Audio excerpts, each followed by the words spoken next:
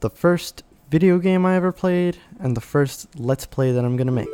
It's The Legend of Zelda Ocarina of Time, the N64-ish version. I'm playing off the Wii U Virtual Console.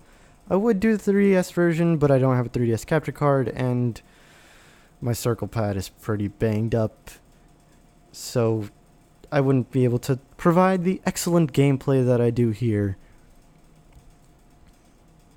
As for the dialogue in the game, I'm probably not going to be saying a lot of it out loud, but I will be summarizing. And here we go. This is the Kokiri Forest, and the Kokiri are basically people who don't grow up into adults. They stay children forever, and they have fairies too, for some reason. But there's one boy who doesn't have a fairy, and instead he has prophetic dreams. Dreams that will eventually come true, hopefully. You know, this doesn't really get brought up in a lot of future games, maybe Skyward Sword, but Link doesn't really have special things about him. At least it doesn't seem like it at the beginning. Usually Link is portrayed as some lazy kid, and he usually wakes up to start off his adventure. He usually starts sleeping. But now we switch point of views. Now it's, well, I mean, it already was, but it's the Great Deku Tree talking, and he's talking to Navi the fairy. Navi being short for like navigation or navigator or something like that. Navi, people don't really like Navi for some reason. I can see it. Like, she does come off as a bit annoying, at least in the first dungeon she does. But I don't dislike Navi, especially like in a story kind of way, because Link is a boy who doesn't have a fairy, and Navi is going to be the fairy that he has, you know?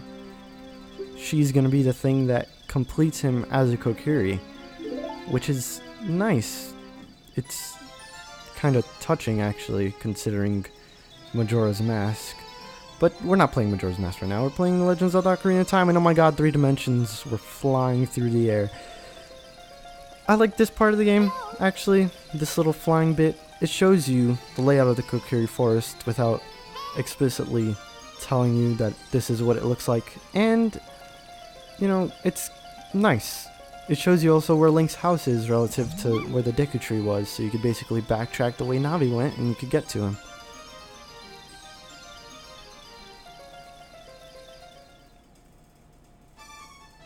As for Link, our hero, he's about to be waken up by Navi. It's usually, yeah, I didn't notice this before, but it's usually a girl that wakes him up too. I don't recall any context where it's a guy that wakes him up. Anyway, what Navi said there was pretty important. Hyrule's destiny relies on this boy. This boy who's a lazy sleepyhead. I like that kind of angle. Like, you know, this is a kid who appears to not be special or chosen or anything like that, but he ends up saving the world in the end. And it works as Link being your avatar, like you're this normal guy that ends up becoming not normal and saving the world. And look at this, it's like a Link to the Past, it's all top down and stuff. No, it's not. If you press C up while in houses, you'll change the point of view. And now we're formally introduced to the Kokiri Forest, and we see a girl running towards us. That is Saria. She is, I guess, Link's best friend in this place, and kinda likes Link, I guess, but this is a little weird, but cool backflips. Link kinda has a set age. I think he's supposed to be 10 at this point, while the Kokiri, you don't really know their ages because they stay children forever, so they could be 50 years old at this point, but they look 8 or 10 or something, you know? Off of that topic, we have to collect rupees. Rupees being the currency in this game. And in order to, you know, get money, we just have to explore pretty much. That's what the game reinforces you to do. Or enforces, whatever. If you target this rock and do a backflip, you'll get some rupees. Targeting, I'm just going to call it that because different games call it L targeting and Z targeting and such. I'm just going to say targeting. While targeting, if you hold the stick in a certain direction and press the A button, you'll do a different move. If you hold forward or you don't hold anything at all, you do a roll, as I just showed there. You could also roll by holding forward without targeting and pressing A. If you hold to the side, you do little sidestep jump type things. And if you hold backwards, you'll do backflips, which, you know, they're helpful for dodging stuff, but I don't think they give you invincibility frames, so dodge in the correct direction so you don't get hit. And here we have the Kokiri sword, our first weapon in the game. I say first because the game pretty much spoils for you in the equipment screen that you will have multiple weapons. And that's kind of a smart thing for the game to do, to make you equip the weapon, because it shows that, you know, there are multiple weapons and that you can change them. We won't be able to for a little while, but it's good to say that now, I suppose. Now with the sword, you have a bunch of different moves, depending on which way you hold the control stick and whether or not you're targeting something. If you press the B button without targeting anything, you'll just do horizontal slashes. Also, if you press the B button while locked on and holding the control stick either to the left or right, you'll do different kinds of horizontal slashes.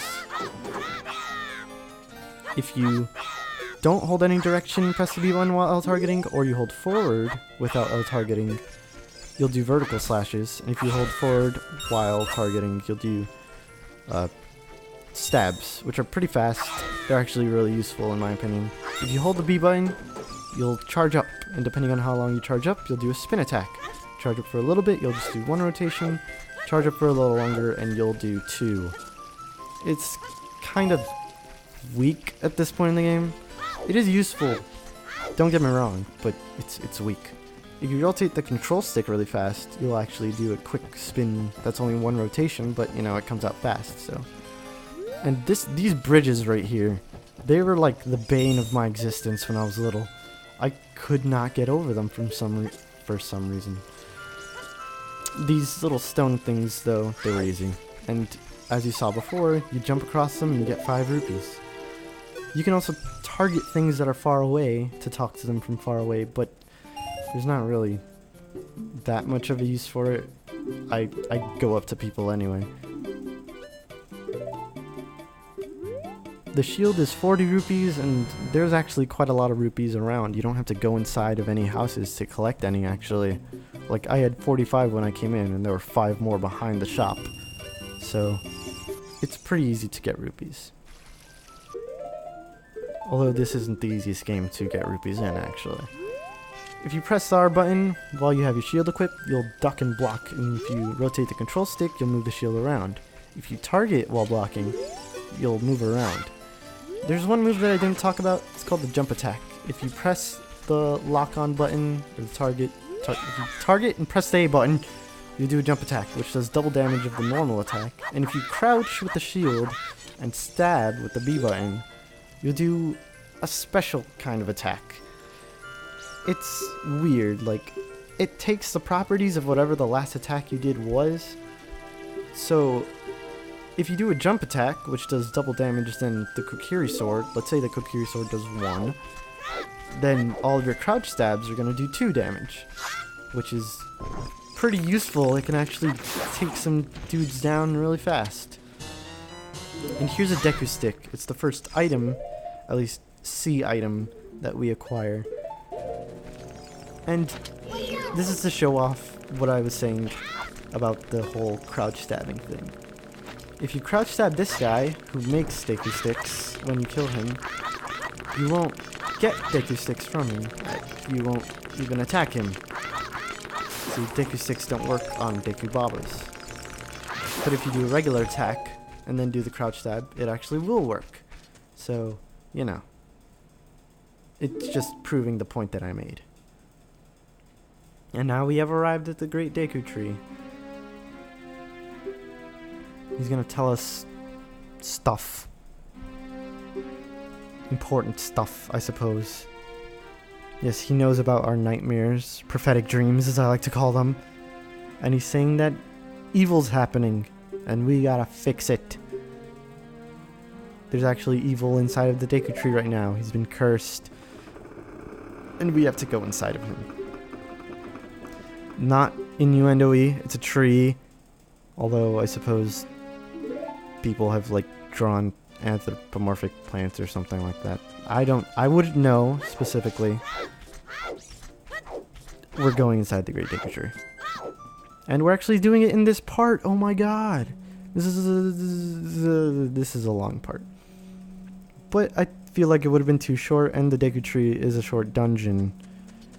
It's a tutorial dungeon showing you how to move in 3D space, showing you that there are enemies to kill, showing you that there are puzzles to be solved. Deku Babas don't just give you Deku sticks either. They give you Deku nuts. And Deku nuts are used to stun enemies. They might kill some weaker ones too, but I don't use them that much. I'll equip them, but I'm not going to show them off. At least not now. And oh my goodness, there's music in this game. Yeah, you probably noticed it before when we were in the Kokiri forest, sort of taking the path to the Deku Tree, but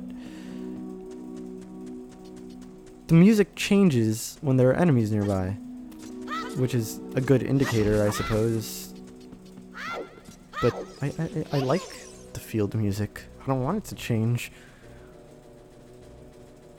Well, Navi's telling us that this vine stuff, we can climb onto it. And those are some enemies on the vine, so we shouldn't climb up it, because if we do, those enemies will actually try to attack you. And we get the map from this treasure chest, the map allowing us to see how many rooms there are, how many floors there are, things like that, as you can see in this map subscreen here. And look, a door. Navi says, you can open a door by pressing A in front of it. Pay attention to the action icon. Pay attention to the action icon. It's not actually all that important. A pretty much does everything you need it to. It's your context sensitive button. These guys are Deku Scrubs. They shoot C's at you, you block them, they reflect somehow. Takes some real skill to reflect, you know, a seed going at you, I don't know, 20 miles an hour with a wooden shield that isn't smooth. Whatever. He drops a heart, how nice. But he also told us to jump off a cliff. Yes, there's this thing called auto jump in this game, where if you automatically reach some sort of ledge, you'll jump, which it kind of causes some problems sometimes. I don't really mind it. Actually, I prefer it a lot of the time, because the way auto jump works is you have to get up all the way to the edge of a ledge in order to jump. In other games, you don't know if you're at the ledge when you jump if you have a manual one. So it's kind of a good thing, I suppose. And it's not like they make you do very much platforming in this game either. And we get a dungeon item. Dungeon item being a term I use to refer to, like, dungeon-specific items. Like, we're not going to get the furry slingshot in another dungeon, but we are going to get maps and such. Anyway, it's our long-range weapon. We can use it to shoot stuff. We were supposed to use that platform earlier, but I didn't, and it kind of made a shortcut for the way back. But if you did use it, you just shoot that ladder, it would fall down, and you could use it to get out of the room. Zelda games are pretty good about that, you know, using the item you just got to escape the room to show you, you know, how to use it, to make sure that you're proficient with the item before they, you know, force you to use it in other parts of the dungeon. And here's another example of that. They make you use the fairy slingshot on these wall skulltula things. Skull walltillas, I think they're called. Anyway, they make you use it so that you could climb up, because otherwise they'd attack you and such.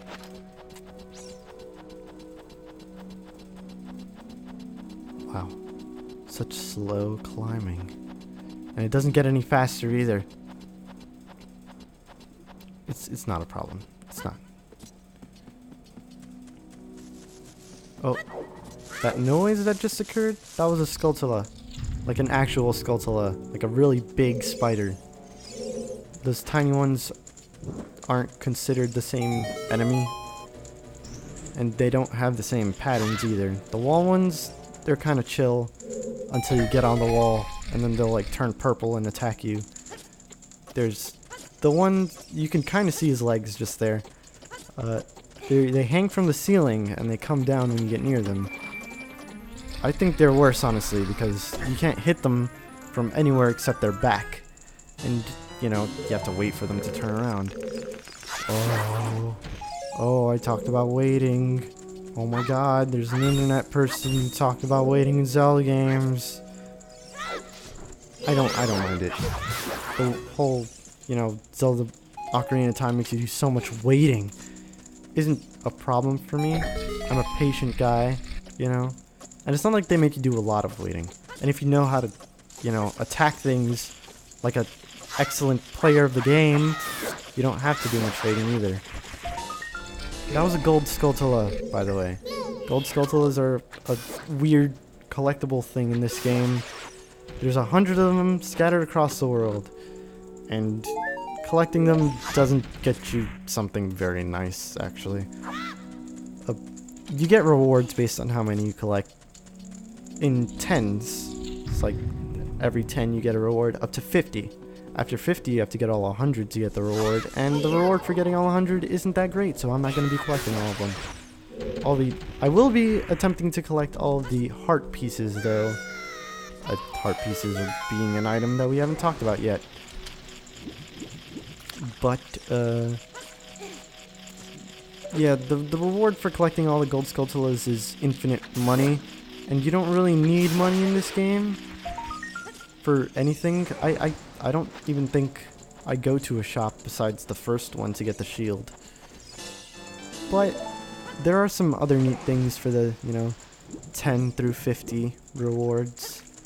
Or 10 through 50 token rewards. There's not 49 rewards. And it is pretty easy to collect them, at least right now it is. Later on, they're going to be pretty hard to collect. There is an indicator on a map, or on the map, showing how many you've collected. Actually, no, it's not. It shows if you collected them all. Yes, not how many you collected. And it shows how many you collected. Well, I said it again.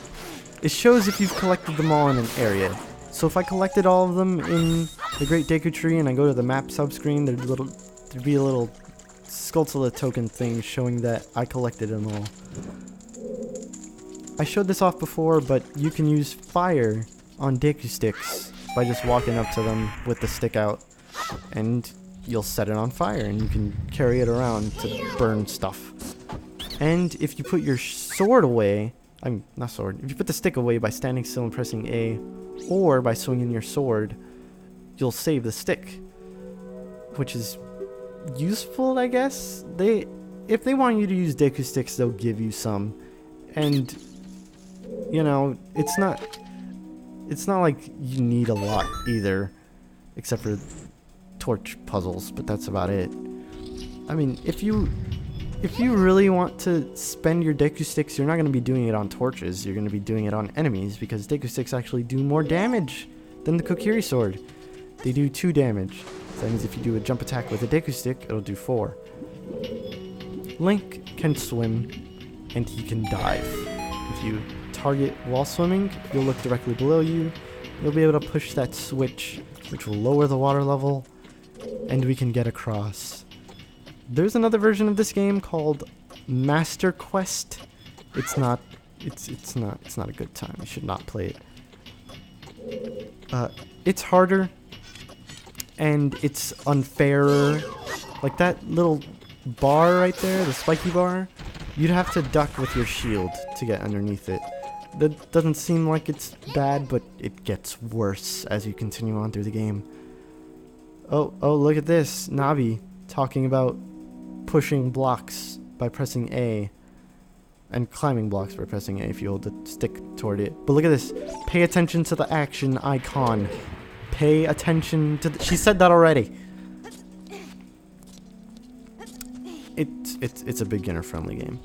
I think this could actually be someone's first Zelda game, at least for the 3D games. I think it's a good introduction. It has lame puzzles like these, where you light a torch and then light some more torches, and it'll open a door. Yes, that is a puzzle. Actually, no, it's not. Despite me saying that, I am a pretty big fan of the Zelda series. I played pretty much every game, and the reason I picked this game to do first is not just because it was my first game, but because I'm pretty confident that I can do well in it. That sounds a bit cocky, but I'm good at the game, guys. I'm good. I pretty much have a lot of it memorized, although I don't know where all the gold skulls are because there's 100 of them.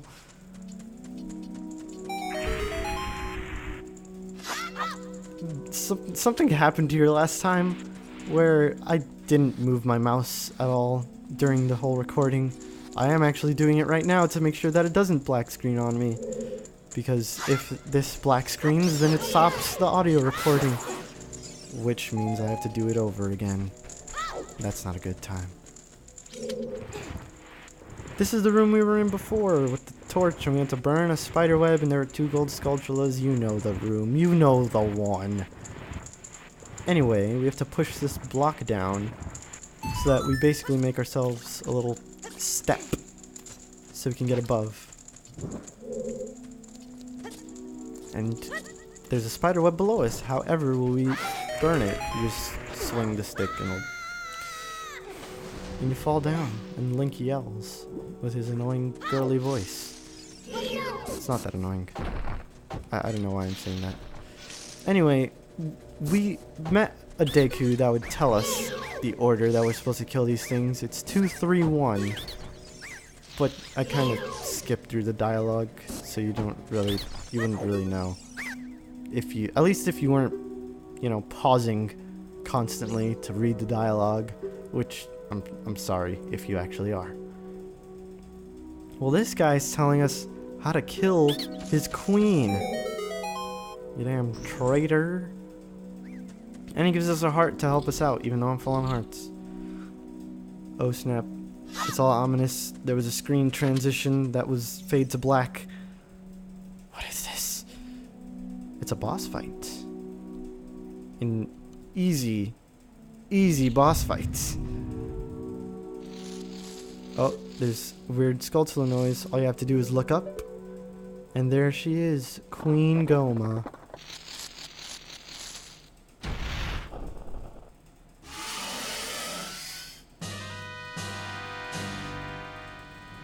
Not a hard boss fight. Shoot her in the eye when it's red, do a jump attack with the stick, and then do a bunch of crouch stabs. Dead. Yeah. Don't worry, it's not gonna be like that for every boss fight. Just this one. But you can kill her really fast. At least if you know that trick that I just did. But, next time on Ocarina of Time, we'll be leaving this place and getting some more plot. A lot more plot.